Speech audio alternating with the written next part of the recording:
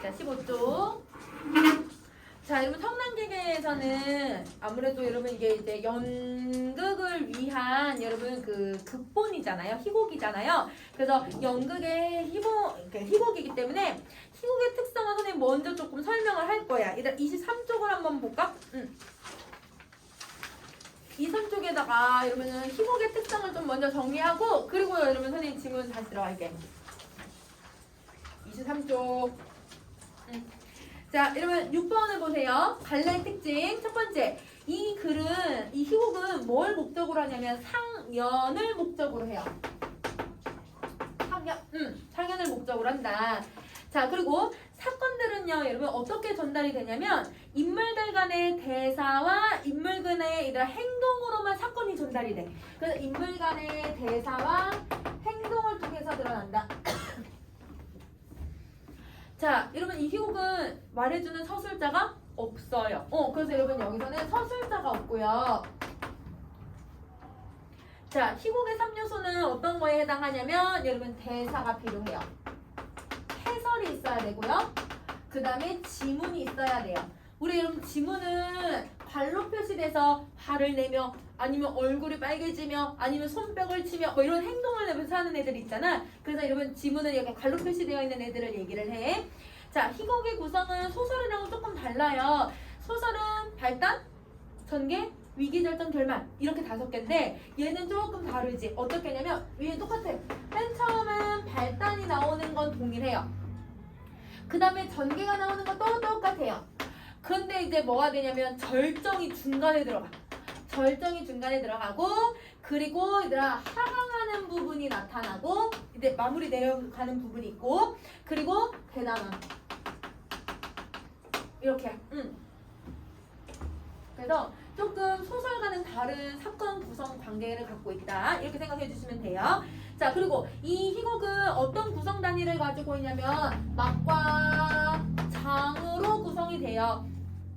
1막 안에 1장, 2장, 3장, 4장, 5장이 있고 2막 아래 1장, 2장, 3장, 4장, 5장이 있어. 그러니까 얘들아 막이 좀 더 큰 개념이고 장이 좀 작은 개념이라고 생각을 해주면 돼. 자, 그러면 이 장은 대부분 조명으로 표현을 해. 조명이 꺼졌다 켜졌다 라고 하는 걸 통해서 아, 장이 바뀌고 있구나. 아니면 등장인물이 퇴장하고 들어오는 걸 가지고 장을 구분을 하거든요. 그러면 얘는 여러분 조명이나 인물의 등퇴장을 가지고서 여러분 이 장을 구분을 해주는데 막은 커튼을 닫아. 그래서 여러분 진짜 커튼을 닫아버려.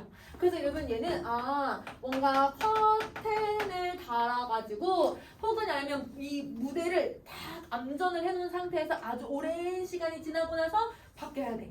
이 과정에서 무대에다 세트를 바꾸거나 아니면 여러분 배경을 바꿔버리거든요. 그래서 이게 조금 느낌이 다르다라고 생각을 해주면 될 것 같아. 자, 그 다음에 여러분 얘는요 무대에서 공연을 해야 되잖아요.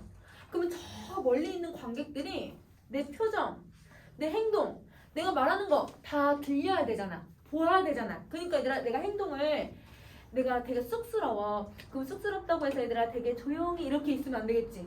쑥스러운 티를 많이 내야 돼. 그럼 쑥스러운 티를 많이 내려면 여러분 내가 어떤 행동을 집중해서 보여줘야 되고 내 행동을 얘들아 압축해서 보여줘야 저 멀리 있는 사람도 내 모습을 관찰할 수 있겠다. 그치? 그래서 여러분 이 문학은요 7번은 여러분 없어서 선생님 하나 더 쓰세요. 7번은 여러분이 만들어서 쓸 거야. 압축과 생략 집중과 통일이 이루어진 문학 갈래예요. 자, 압축과 생략, 집중과 통일이 이루어지고 있는 그런 문학 갈래다. 그래서 여러분 저 멀리서 봐도 내 표정에 얘들아 딱 그게 딱 나타나야 돼. 화를 낼 때 이러면 안 돼. 막 이러면서 더 크게 행동을 하든지 뭔가 행동을 과하게 표현을 해줄 거야. 자, 그러면 여러분 이렇게 정리를 해놨으면 이제 얘들아 우리 본문을 한번 들어가 보자.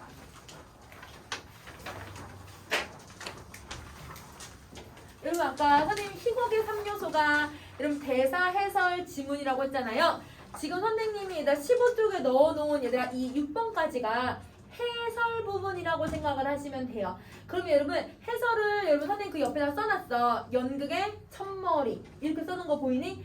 자, 연극의 첫머리고요. 연극의 3요소 중에 하나예요. 그래서 여러분 해설대사 지문이 3요소니까 네모 박스에 뭐 들어가면 되는지 알겠지? 해설이라고 써주면 돼. 네모에다가 해설이라고 쓰자. 여러분 해설은요 연극 제목 그 다음에 등장인물을 소개하거나 무대 장치를 소개하고 설명하는 부분이 무조건 들어가 있어야 해요. 그래서 여러분 지금 여기서도 무대의 배경과 인물을 묘사하는 장면들이 나오는데 여러분 선생님이 지문을 오늘 좀 다 나갈 거라서 3번은 얘들아 이거 그냥 배경 묘사하고 있는 거거든. 이 화장실이 어떤 모습을 가지고 있다 이렇게 되어 있으니까 그냥 여러분 3번은 읽어봐. 여러분 4번으로 가세요. 방 전체는 청결하다는 장점을 제하면 단조하고 되게 단조롭고 그 다음에 냉랭하고 일만의 음산한 공기까지 되게 떠돌고 있었다. 자, 그 다음에 5번 막이 오르면서 양혜기가 흰 가운에 소매를 걷어붙이면서 우편문을 열고 등장. 그 뒤에 간호사 장석숙이 환자 김인옥을 따라서 나온다. 양혜기의 흰 피부와 푸릿한 키는 흔한 외국 심사에서 받는 세련됨과 과학자가 지니고 있는 냉담성, 왜냐면 의술을 하는 의사니까 냉담성을 동시에 바라고 있는 것이다. 이런 선생님이 지금 음영 표시해 놓은 거 2개 있죠. 4번에 하나 있고 5번에 하나 있죠. 그러면 여러분 그거를 이제 옆에 날개에 가보세요. 무대 배경에 4번이 나왔고 인물 묘사가 5번이에요. 선생님 밑줄 그어놓은 게 이 둘 다 밑줄 그어놓은 게 회기의 냉정한 성격을 배경과 인물 묘사를 통해서 보여주는 거야. 그래서 거기에다가 여러분 이 사람의 여러분 냉정한 모습이 드러난다라고 빈칸을 채워주시면 돼요. 자, 그 다음에 여러분 다시 여러분 우리 이제 5번째 문단의 4번째 줄 가세요. 이녹의 헝클어진 옷맵시와 핏기 없는 안색. 첫눈에도 그녀가 중환자라는 걸 알 수 있게 해주고 양혜기가 세면대에 가서 손을 씻는 동안 금숙은 수건을 펴는데 우편에 서 있고 이녹은 우편이라 오른쪽에 서 있고 이녹은 힘없이 무대 중앙에 있는 의자에 앉는다. 그녀의 표정은 비애, 슬픔보다도 차라리 신앙적인 절실한 욕망이 감돌고 있다. 욕망이 감돈다는 건 내가 죽을 바에는 내가 이렇게 슬퍼할 바에는 살고 싶어. 이러면 살고 싶다라는 욕망이 얼굴에 가득하다. 이렇게 얘기를 하고 있는 거예요. 그러면 여러분 선생님이 지금 1번부터 3번까지 동그란 표시를 해놨잖아요. 그게 여러분 우리 이제 오른쪽 날개에다 이녹의 외양 묘사 정리 한번 해봅시다. 1번하고 2번은 외양의 겉모습이에요. 그러면 내가 이 겉모습은 얘들아 이 사람이 죽음이 너무 완연해. 아 죽어가는 사람이구나 라고 하는 걸 얼굴에서 드러내주는 거야. 외양을 통해서. 근데 내가 표정 3번을 보시면 죽어가는 사람과는 다르게 살고자 하는 아까 욕망, 살고자 하는 의지를 가지고 있죠. 그래서 여러분 거기에다가 의지라고 써주시면 돼요. 그러면 이녹의 얘들아 성격을 서술자가 설명하고 있어? 서술자가 설명하는 게 아니라 인물의 얘들아 표정 연기하고 인물의 얘들아 행색을 통해서 보여줘야 되는 거야. 그러니까 무대에 올라갔을 때 이녹의 얘들아 이거 화장하는 거, 그 다음에 이녹이 어떤 표정을 짓는지에 따라서 이녹의 성격이 우리는 이제 관객들이 예상을 할 수 있게끔 도와줘야 되는 거죠. 서술자 없어요. 자, 그러면 이제 뒤로 넘어가서 이제 얘들아 앞부분 내용 정리해 봅시다. 자, 앞부분 줄거리. 폐 전문 의사기관인 양혜기는 폐질환을 앓고 있는 김인옥으로부터 수술을 요청받지만 이 병의 상태가 너무 심각하다면서 거절을 한다. 이녹은 가족의 생계를 위해서라도 꼭 살아야 한다면서 수술을 간청하지만 혜기는 수술 결과가 나쁠 경우에 받을 원망과 책임감을 의식하면서 이녹을 냉정하게 대한다. 자, 여러분 이게 앞부분 줄거리가 발단 부분에 해당하거든. 그럼 선생님이 그 옆에 발단이라고 이렇게 써놨잖아요. 그리고 얘들아 이렇게 해서 그래프 이렇게 그려놓은 거 보이세요?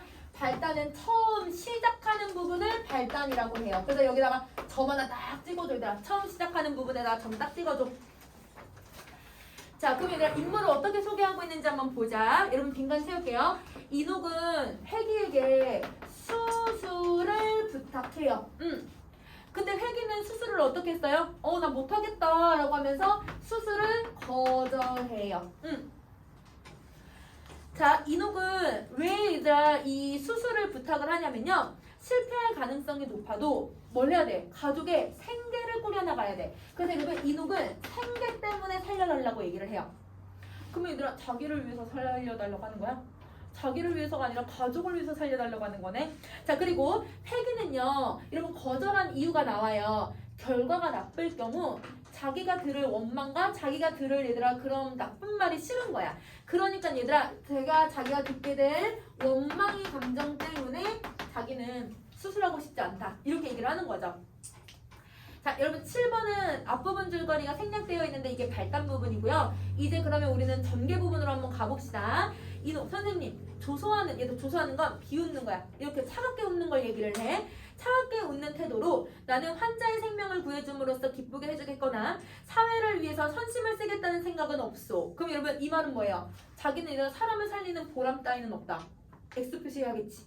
얘들아 내가 나 누군가를 위해서 얘들아 지금 이 수술을 하고 있는 것도 아니죠. 그러니까 X 표시를 해야 돼. 자, 나는 이 병원에서 월급을 받고 돈을 일을 하는 고용이니까. 그럼 얘들아 돈이나 실리를 추구하는 사람이네? 동그라미. 그러면 여러분 이 회계와 같은 사람이 그럼 누군 거예요? 아까 창섭 같은 사람을 얘기하는 거지. 창섭이도 돈과 실리를 중시했잖아. 이 사람도 마찬가지야. 똑같은 시대 배경을 여기서 나타나는 거야. 대가 마찬가지로 이노 다시 애원하면서 수술해 주시면 안 돼요? 냉정하게 나는 그럴 자신이 없는 일에는 손을 안 대는 성질이요. 환자가 이렇게 죽어가도 말씀이세요? 그렇다고 내가 죽일 수는 없어. 나는 나를 위해서 사는 거지 누구를 위해서 사는 사람이 아니니까. 선생님, 대기 공장에서 담배를 사서 피울 사람을 생각하지 않는 거와 마찬가지 이치지요. 그렇지 않은가요? 그럼 여러분 지금 뭘 하고 있는 거냐면 여러분 이녹이 담배 공장에서 일을 해요. 근데 내가 담배 공장에서 일을 하니까 여러분 사실 담배는 몸에 해로운 애잖아요. 해로운 걸 알면서도 얘들아 공장에서 담배를 넣어가지고 파는 게 지금 이녹이 하는 일인 거잖아. 그러니까 여러분 이녹이 너도 어차피 남을 위해서 사는 게 아니잖아. 너가 잘 먹으려고 얘들아 담배 공장에서 일해서 일하는 거 아니야? 그 사람들이 담배 피워서 죽든 말든 상관 안 하는 거 똑같잖아. 자기 합리화를 시키는 거야. 내가 너 수술 안 하는 거나 네가 담배 공장에서 일을 하는 거랑 똑같아. 이렇게 보고 있는 거야. 그래서 여러분 이기적인 자기의 태도를 합리화시키는 여러분 회귀의 모습을 보여주고 있어요. 합리화를 시키고 있다. 자, 원망스럽게 이녹이 보면서 선생님 냉정하시군요. 기계처럼. 그 여러분 선생님 기계에다가 밑줄 그은 거 보이세요? 자, 그러면 옆에 이제 내용 쭉 정리 한번 해봅시다. 여러분 날개 가세요. 자, 날개 가시면 대사를 통해서 드러나는 회귀의 성격은요. 첫 번째, 자기에게 부정적인 일은 해야 안 해요? 안 해요. 그러니까 이기적이야. 자, 그리고 얘들아 냉정하게 말을 하죠. 냉정하게 말하니까 얘들아 어떤 성격이라는 걸 보여주냐면 아주 비정한 사람이라는 걸 알 수 있게 해줘요. 비정해요. 자, 나를 우선시한다라는 걸 알 수 있어요. 나는 나를 위해서 일하는 사람이요 라고 얘기를 하잖아요. 그러니까 자신의 안위와 자신의 이익만 중시하는 사람이라는 걸 알 수 있게 해줘요. 이게 회귀의 성격이에요. 자, 그 다음에 두 번째, 여러분 회귀하고 이녹의 얘들아 우리 갈등을 한번 봐보자. 이녹과 회귀의 갈등은 여러분 내적 갈등이야? 외적 갈등이 돼야 되지. 그치? 그래서 여러분 거기다가 외적 갈등이라고 쓸게요. 자, 여러분 회귀하고 이녹이 얘들아 외적 갈등이 나타나는 이유는요. 여러분 이녹은 어때요? 되게 인간적이야. 가족을 위해서 살고 얘들아 자기가 열심히 살려고 하는 그런 의지가 있어. 그런데 회귀는 기계적이잖아요. 그래서 여러분 이녹은 여기서 인간적이고 회귀는 기계적인 모습을 가지고 있다. 그래서 여러분 대응을 어떻게 하냐면 이녹은 호소하고 막 애원해. 인간적으로 대응을 하고 있고 회귀는 냉정하고 모질게 하고 있으니까 기계적으로 대응을 하고 있다. 이렇게 정리해 주시면 돼요. 자, 그러면 회귀는 여러분 뭐라고 비유를 했냐면 기계라고 비유를 했어요. 회귀 이꼴 비계란다. 저희가 기계예요. 기계야 기계. 자, 그래서 여러분 이렇게 비유한 것까지 정리하셨으면 17번 갑시다. 이때 금수의 표정이 크게 동요가 된다. 왜냐면 기계인 얘들아 이 기계가 회귀의 별명이기 때문이야. 회귀의 별명이 얘들아 비슷한 거여서 여러분 깜짝 놀랐어. 인간적 기계적. 어떤 거 보여? 어떤 거 못 넣었어? 이 왼쪽에 있는 이기적? 비정함? 아니. 아니. 자, 그 다음에 여러분 다시 그럼 별명이고 얘들아 그 사람이 얘들아 이렇게 불리는 걸 알고 있어서 그런 거네. 자, 18번 가자. 회귀. 창밖으로 시선을 돌리면서 직업이란 사람을 기계로 만들기 마련이죠. 대개손처럼. 그럼 여러분 대개손처럼이라는 건 얘들아 이 안에 이녹이 계속 공장에서 이렇게 담배를 20개씩 막 10개씩 이렇게 넣는 직업을 하거든.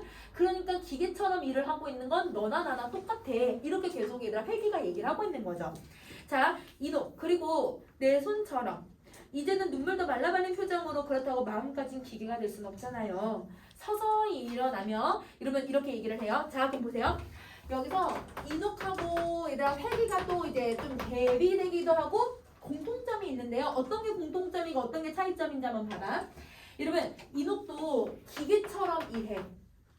근데 얘들아 회기도 기계처럼 일하는 건 맞아. 똑같이 얘들아 전문적인 일을 하고 있으니까 기계처럼 일하는 건 둘 다 똑같아.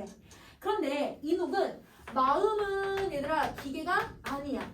근데 회기는 마음도 어때 얘들아? 기계야. 그러니까 여러분 이녹은 회기의 그런 기계 같은 마음 때문에 기계라고 비유를 하고 있는 거고, 그 다음에 여러분 회기는 여러분 너랑 나랑 똑같이 기계처럼 일하고 있는데 뭐가 달라? 라고 해서 이렇게 합리화를 시키고 있는 거고, 그래서 여러분 거기다가 동그라미 표시해 주시면 될 것 같죠? 자, 그 다음에 다음 페이지 넘어가세요. 어두운 공장에서 담배개미를 20개씩 집어넣는 일을 내 손이지만 내 마음은 언제나 어린 것들을 생각하고 나를 생각했어요. 어떻게 하면 살 수 있을까 하고. 그럼 여러분 이녹은 얘들아 마음에서 항상 인간적인 이 마음을 버렸다 안 버렸다? 버리지 않았다. 이걸 얘기하고 싶은 거야. 그래서 어린 것들 때문에 수술을 받고자 하는 생각을 하는 거죠. 약간 감정이 동요가 돼. 감동을 한 거야. 얘들아 회기가. 왜냐면 이 사람이 정말 살고자 하는 의지를 보이고 있으니까. 내 얘기가 좀 지나쳤는지 모르겠지만 나는 결국 되게 죽어도 좋다는 게 아닙니다. 그 대신 좋은 약을 소개해드릴 테니 한번 써보세요. 그럼 얘들아 좋은 약을 소개하는 이유가 뭐예요? 미안해서 그런 거죠. 그럼 여러분 거기 빈칸 쓰자. 살고자 하는 이녹에게 미안함을 느낀다. 이런 미안함을 느낀다 썼니? 자, 이녹 갈게요. 혼자 소리처럼 알맹이는 어찌되었든 포장만 그럴싸하게 꾸미라는 것이군요. 늘 듣던 이야기지. 그럼 여러분 이녹은 얘들아 포장만 그럴싸하게 얘기를 하고 있어. 포장만 그럴싸하게 꾸며낸대. 알맹이가 어떻게 되든. 그럼 자, 이걸 이제 빈칸에 우리 상징적인 의미 정리 한번 해봅시다. 자, 여기서 여러분 좋은 약을 소개해 주겠대요. 그러면 이 좋은 약은 여러분 겉으로 그냥 뭐만 한 거냐면 포장만 한 거야. 포장만 그럴싸한 거야. 그러니까 여러분 임시 방편으로 이 사람의 목숨을 연명해주는 그냥 하나의 효과일 뿐인 거지. 그래서 여러분 좋은 약과 포장은요 임시 방편이라고 하는 비유법이에요. 임시 방편을 비유해주는 방법이야. 자, 근데 수술을 얘들아 알맹이라고 해야 되거든? 진짜 얘들아 이녹은 수술해야 살 수 있어. 약을 먹는다고 살 수 있는 건 아니잖아요. 그러면 수술이 얘들아 이게 알맹이를 얘기하는 거고, 여기서는 여러분 임시방편이 아니라 근본적인 대책인 거야 이게. 그러면 여러분 여기서의 알맹이랑 여기서의 포장은 맨 마지막에도 얘들아 포장하고 알맹이가 나오거든? 그거랑 의미가 조금 달라. 얘들아 여기서의 알맹이하고 포장은 여러분 뭔가 근본적이다, 일시적인 거다, 임시방편이다 이런 의미고, 뒤에 가서의 얘들아 알맹이하고 포장은 좀 다른 의미를 가져요. 그래서 이거 좀 기억을 해주시고 다시 갑시다. 그래서 회기는 약간 난처해지면서 그런 뜻이 아니라 괜찮아요. 수술을 못 맡아주시겠다는데 억지로 맡길 생각은 없으니까 힘없이 문 쪽으로 걸어가면 살아보겠다는 제가 잘못이죠. 이러면 무슨 정서를 느끼는 거예요? 삶을 이제 포기하는 거잖아요. 체념, 절망.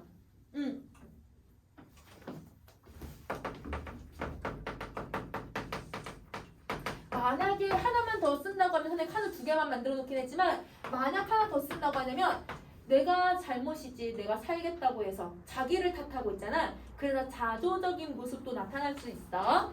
자, 남들은 다 사는데 나만 죽어야 할 까닭은 없는 것 같아서 한번 여쭤본 거예요. 하지만 선생님이 정 그렇게 말씀하시는데 별 수 있겠어요? 그 누구를 저주하듯이, 그 누구가 누구냐면 얘가 자기 남편이야. 상현이야. 그래서 여러분 자기 남편 상현이라고 딱 써주고, 저주하듯이 내 살을 뜯어먹든 갉아먹든 마음대로 하려지. 여러분 남편 상현에 대한 원망의 마음이 들어갔다.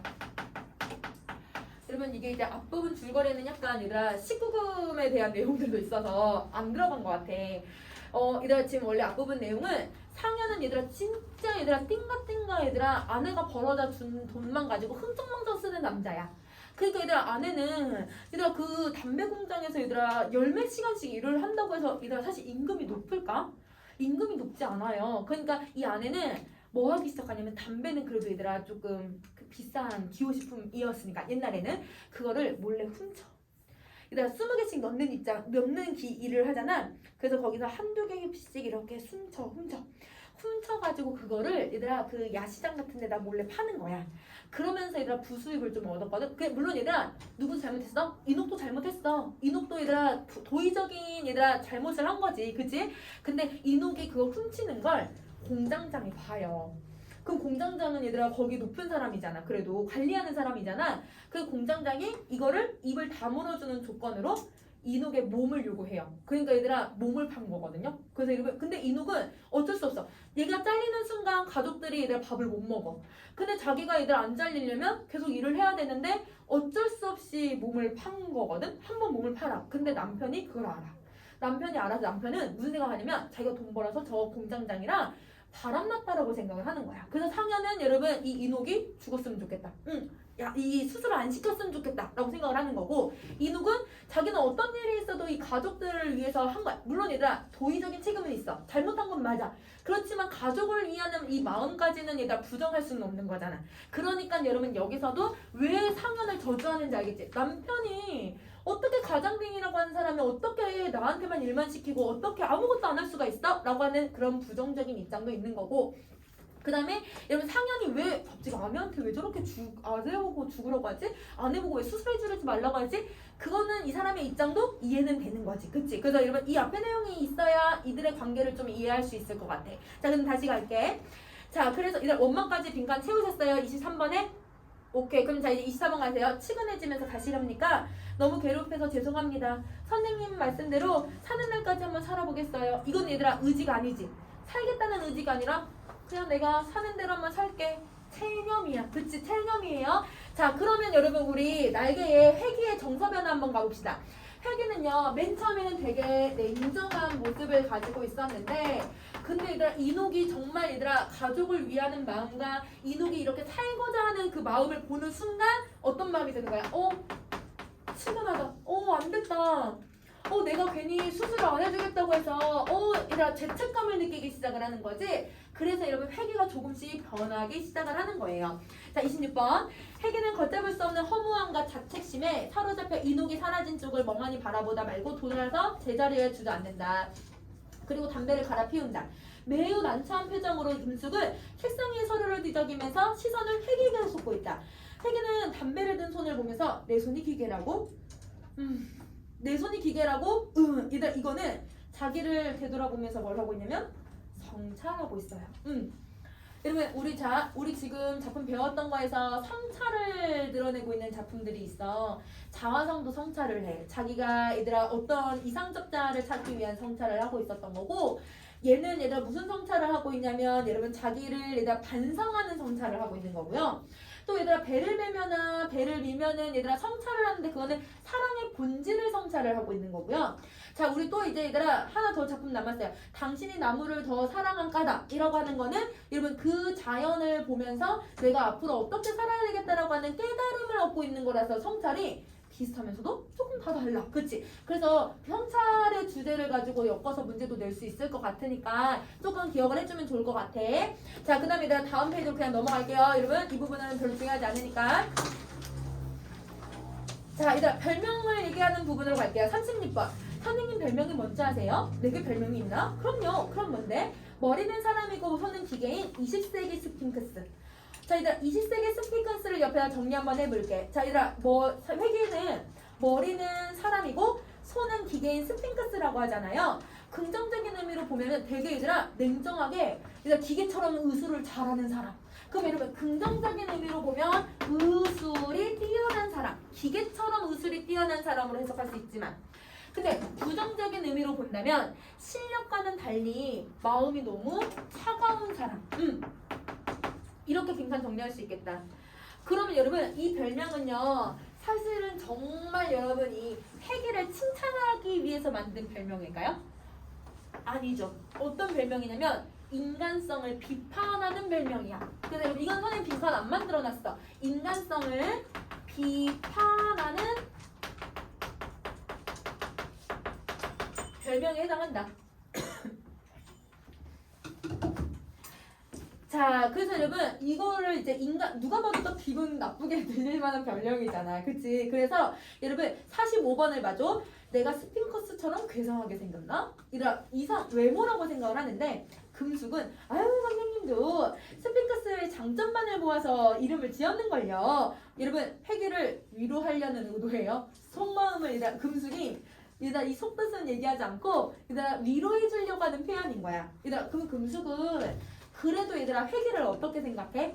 그래 좀 위로해주고 위해주려는 마음을 가져. 사실 금숙이가 회계를 짝사랑하거든. 그래서 여러분 여기다 금숙은 짝사랑하는 모습으로 나오니까 이 사람을 위해주고 배려해주는 모습이 여기서 보여지는 거야. 자, 그 다음에 47번 중력 부분 줄거리. 얼마 후 이녹의 남편인 상현이 회계를 찾아온다. 그는 회계가 이녹의 수술을 거절했다는 말에 안심하면서 수술 가능성이 낮은 수술을 성공 가능성이 낮은 수술을 하기에는 돈이 너무 많이 든다면서 아내 폐수술을 해주지 말 거라고 당부를 한다. 여러분 이거는 여러분 겉으로는 여러분 돈이 많은 든다라고 하는 이유도 있지만 아내가 그 돈을 가지고 다른 사람이랑 또 바람날 거라고 그 오해했기 때문에 이렇게 볼 수도 있는 거지. 자, 결정 갈게요. 회계 부인을 미워하시오. 마음에서 끌어오는 증오심을 억제하면서 얘들아 왜 증오심이 나오는지 이해돼? 얘들아 아내가 부정을 저질렀다고 생각을 해서 그래요. 부여한들 무슨 소용이 있겠습니까? 나와 어린 것들은 벌써 오래전부터 그 덕으로 살아왔는데 이러면서 고통스러운 비수로 입술을 얘들아 완전 분노를 참지 못해서 입술을 꽉 깨문다. 자, 여러분 여기서 상현의 가장이기는 하지만 상현의 이 말에서 실질적인 가장은 누구였다는 걸 알 수 있게 해주냐면 이녹이 실질적인 가장이었다는 걸 알 수 있게 해줘요. 그래서 거기에 빈칸에 이녹이라고 써주시면 돼요. 자, 그러면 여러분 이 상현의 말과 아까 앞에서도 이녹이 나를 그렇게 마음대로 할아버지 막 확 하면서 이런 화를 냈던 그 장면을 좀 고려를 해본다면 상현하고 이녹도 갈등이 있다라는 걸 알 수 있을 것 같아. 그럼 여러분 옆에 상현과 이녹의 외적 갈등은요. 상현의 입장은 아내가 수술하지 않길 바래. 근데 이녹은 수술을 하고 싶어. 그러니까 이제 동그라미 표시해주면 돼. 이것 때문에 갈등을 한다. 그 동그라미 표시했니? 자, 그럼 이제 다시 가볼게요. 그러나 선생님께서 수술을 반대하는 이유를 나는 이해할 수가 없는데요. 수술을 해서 몸이 회복된다면 내 아내는 더 불행해질 거요. 그리고 나도 아니 불행해지다니 건강해야 더 벌어서 아이들도 편하게 내 처가 가족을 위해서 수술을 하는 줄 아십니까? 그럼 얘들아 이녹이 수술하는 이유를 자기 자신 때문이라고 오해하는 거야. 얘들아 자기 자신이 수술을 받고 더 얘들아 놀아날 생각을 하고 있을 거라고 이 상현은 이녹을 오해하고 있는 거죠. 자, 그래서 그럼 내뱉듯이 내 아내는 건강을 회복하면 지금보다 더 자주 놀아날 생각이에요. 아니 뭔 그럴 리가. 아닙니다 선생님. 그 여자는 바로 그런 여자입니다. 옛날부터. 아니 그렇지만 어찌됐든 부인 간에 온 식구가 살고 있는 건 마찬가지 아닙니까? 그럴 바엔 차라리 죽는 게 낫지. 아내 덕분에 얘들아 살면서 아내가 수술을 받는 줄 알고 왜냐면 거절한 거를 모른 상태로 왔으니까 수술을 받는 줄 알고 얘들아 수술을 반대하는 상현의 모습을 계속 보여주고 있는 거야. 누가 말이요? 아니 아내는 항상 나를 무능하다고 빈정대지만 이런 무능하다는 건 경제적으로 실제로 제가 무능한 거잖아요. 경제적인 무능한 사람이지만 그렇지만 나는 아내에게 대해서 한 번도 대꾸를 못하는 그런 바보였죠. 왜 그런지 아십니까 선생님? 선생님은 너무 의심이 많으시군요. 내가요? 천만에. 나는 지금까지 단 한 번도 의심하지 않았죠. 도리어 알고도 모른 척했습니다. 얘들아 알고도 모른 척했다는 게 아내가 부정을 저지른 걸 알면서도 모른 척했어. 왜냐면 아내가 돈 벌어주잖아. 얘들아 아내를 위해서 모른 척한 게 아니라 아내가 돈을 계속 벌어다 줘야 되니까 그것 때문에 한 거야. 그러니까 상현이 얼마나 이기적이고 상현이 얼마나 돈을 밝히는 사람인지 알겠지. 자, 그 다음 다시. 아니 내가 알기엔 부인께서는 가족을 위해서 수술을 받아야겠다고 그렇게 얘기를 했는데 아닙니다 그건. 그렇지만 내버려두면 부인께서 어떻게 된다는 걸 알고 계시죠? 할 수 없죠. 죽고 사는 건 인력으로 막을 수 있는 게 아니니까. 그럼 여러분 적반하장식으로 나오네. 자기가 얘들아 죽여도 돼. 이 사람 죽어도 돼. 그냥 적반하장식으로 나오잖아. 그래서 여러분 적반하장식의 태도가 나타나고요. 이기적인 모습이 드러나요. 그리고 얘들아 아내가 죽는 걸 얘들아 뭘 하고 있냐면 그냥 방관해요. 그냥 계속 지켜만 봐요. 그러면 이런 모습이 얘들아 바로 비인간적인 모습이죠. 회기 불쾌감이 올라오면서 아니 부인이 죽어도 괜찮단 말이오. 어차피 죽을 목숨이라면 그대로 두는 게 좋. 그 돈이 있으면 나와 어린 것은 살아날 수 있으니까. 노골적으로 분노를 터뜨리면 이건 너무 심하지 않소? 반항하면서 이 심한 건 내 안 해줘. 그 병이 어떤 병이라고 수술을 합니까? 그것도 공짜로 하면 모르겠다. 그날이 돈 쓰고 자기가 죽으면 남은 우리들은 어떻게 살라고? 얘들아 자기가 키워야지. 자기가 얘를 해야 이 가장이니까 자기가 키우는 건 맞잖아. 근데 그런 생각을 1도 안 해요. 그래서 선생님 그러니 나는 외치면 그건 살인이나 다름없어. 얘들아 선생님이 지금 얘들아 화살표 표시 따따따따 아직 안 했죠? 여러분 자 선생님이 음영 표시 3개 표시해 놓은 거 보이세요? 지시문에 얘들아 음영 표시 3개 하는데 하나 둘 3개 표시했어. 화살표 표시를 이렇게 해줘. 회귀의 감정 변화야. 회귀의 변화예요. 자 그러면 여러분 우리 앞에 날개를 정리 한번 해봅시다. 자 여러분 상현과 회귀의 외적 갈등이 드러나는데요. 상현은 아내의 생명보다 돈을 우선시해요. 그래서 부등호 표시 이렇게 오른쪽으로 해줍시다. 이기적이고 비인간적으로 수술을 반대해요. 그러니까 얘들아 이렇게 돈을 중시하는 모습을 보니까 회귀는 어떤 마음이 드는 거야? 얘들아 거부감이 드는 거야. 아니 이 사람 이거 맞는 건가? 거부감이 드는 거고 그 다음에 얘들아 이 상현이 수술을 반대하는 모습을 보니까 그걸 뭐라고 생각을 해? 살인이나 다름없다. 얘들아 살인이다. 너는 그 동조하고 있는 거 그냥 묵시하고 있는 건 살인이다. 이렇게 생각을 하는 거죠. 그러면 이거 때문에 얘들아 갈등이 당연히 얘들아 해소가 되는 거예요? 심화가 되는 거예요? 심화돼야지. 갈등이 얘들아 고조가 돼야지. 그래서 얘들아 회귀에 얘들아 이게 고조되면 고조될수록 얘들아 이 정서가 얘들아 갈등이 심화되면 심화될수록 회귀의 인간성은 회복이 돼요. 회귀의 인간성은 회복된다. 일단 등판에 인간성이라고 써줄까? 자, 그 다음에 다시 갈게. 이만이 떨어지다 금숙은 의아한 표정으로. 왜? 얘가 감정을 표현하잖아. 항상 감정을 표현하지 않던 사람이 감정을 표현해서 그래요. 자, 상현 뭐라고요? 아니 아내가 죽어가도 내버려두는 법이 어디 있단 말입니까? 처음에 지녔던 겸손과 비굴은 왜냐면 얘들아 아내 수술하지 말게 해주세요 이렇게 빌려고 왔기 때문에 그 겸손과 비굴은 찾아볼 수 없는 태도로 상견 마세요. 내 처를 내가 죽이건 살리건 무슨 걱정이요? 나 살고도 남이 있지. 얘들 지 살고 남이 있다는 게 뭐야? 아내잖아. 아내를 남이라고 생각을 하네. 이기적인 모습을 가지고 있어. 그치? 자 그래서 손가방을 쥐면서 실례했습니다 하면서 나가버린다.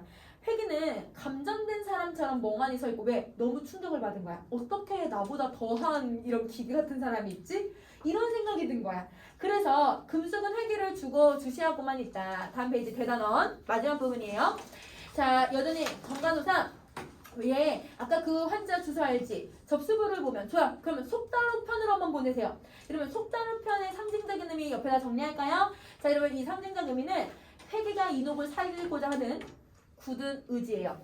여러분 속단 우편, 그냥 우편도 아니고 제일 빨리 보내는 우편으로 보내주라는 건 빨리 수술하고 싶은 거야. 그러니까 살리고자 하는 의지를 얘들아 아주 굳세게 보여주고 있다. 자 83번 예 회귀 수술을 받고 싶으면 편지받는 즉시 오라고. 얘들아 수술을 결심했죠. 뭘 회복한 거예요? 인간성 회복한 거야. 84번의 인간성. 자 놀란 표정으로 아니 그렇지만 자신 있어? 그 대신 수혈용 혈액을 충분히 준비할 걸 잊지 마. 알겠어? 금수 아 알겠습니다. 여러분 근데 이거는 얘가 달라진 이 회귀가 낯설긴 하지만 여러분 되게 긍정적으로 지금 금숙이 보고 있죠. 그래서 이런 플러스에다 동그란 표시해 주셔야 돼요. 자, 그 다음, 이번 환자는 내가 꼭 살려보고자 하는 그런 의욕이 생기는 것. 왜요? 분노를 띠면 그 친구한테 살해당할 바에는 내가 맡아서 살리지. 이 참을 수 없는 모욕을 당한 것 같아. 이 모욕이라는 건 상현의 이런 태도가 어떻다는 거야? 분노 유발을 일으키는 거야. 분노야, 분노. 힐끔 쳐다보면서 아유 기계가 노예샀네. 여러분 이게 기계가 노예샀다는 게 제목이죠. 성난기계. 그럼 자 오른쪽으로 갈게요. 성난기계 빈칸 정리해봅시다. 여러분 성난이라는 건 상현의 비인간적인 모습을 보면서 분노를 느끼고 이녹을 살리고 싶은 회귀의 그런 분노심이에요. 자 기계라는 건 이 이녹의 애원을 외면한 채 기계적으로 수술하고자 했던 회귀의 비인간성을 상징했었죠. 그러면 여러분 이 기계는 누구를 비유하는 말이었었냐면 쉽게 말하면 회귀를 비유하는 표현이었단 말이에요. 그래서 여러분 거기 꺽쇠 표시에다가 회귀까지 써주시고 그러면 이 두 가지의 말을 조합을 해보면 회귀의 인간성 회복이네. 회귀의 인간성 회복을 얘기하고 있다. 자, 그 다음에 잔소리 말고 편지는 어서 써. 예. 사기는 상현이 두고 간 담뱃값을 보면서 담배 한 개비를 빼더니 물금이 바라본다. 담배는 포장도 중요하지만 알맹이가 좋아야지. 편지를 쓰다 말고 그 담배만은 진짜겠죠. 공장에서 직접 나왔을 테니까. 그렇지. 이렇게 얘기를 해요. 자, 그 담배만은 진짜겠지요 라고 하는 말을 한번 정리해보자. 여러분, 진짜라는 건 인간의 인간성을 얘기를 해요. 그러면 그 담배는 진짜겠지라는 건 인간의 인간성이 있다는 거고, 가짜라는 건 인간의 인간성이 상실된 거를 가짜라고 표현을 하는 거야. 그러면 진짜는 인간성을 의미하고요. 그 다음에 가짜는 인간성을 상실한 모습을 얘기를 해요. 그래서 주제의식이 뭐냐면 상실된 인간성을 이거는 진짜겠지라고 해서 이러면 이 상실된 인간성을 우리는 회복해야 한다라고 하는 주제를 만들어내는 거야. 그럼 우리 옆에 날개 얘들아 번호 1번, 3번, 4번, 5번 정리할까요? 자, 여러분 담배는 인간을 얘기를 해요. 자, 그 다음에 얘들아 이 담배의 포장은 겉모습이에요. 그 다음에 여러분 알맹이는 사람의 내면을 얘기를 해요. 그럼 여러분 이 담배만은 진짜겠지. 상현이 놓고 간 얘들아 담배를 보면서 이 담배는 진짜겠지라고 생각하는 건 상현은 인간으로서 내면이 온전하지 않아. 근데 상현이 놓고 간 이 담배는 인간성이 있겠지? 이렇게 생각을 하는 거야. 그러면 여러분 담배가 인간성이 있겠다는 건 내가 인간성을 찾고 있다라고 하는 것을 얘기하고 있는 말이라고 생각해 주시면 돼요.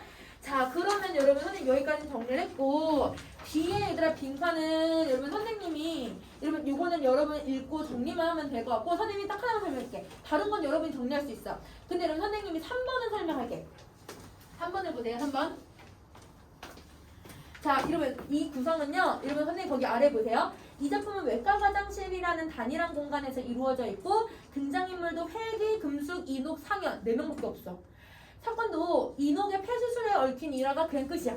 이 작품은 이와 같이 단일한 공간과 소수의 등장인물과 단순한 사건을 통해서 상실된 인간성의 회복이라고 하는 주제를 드러내고 있잖아요.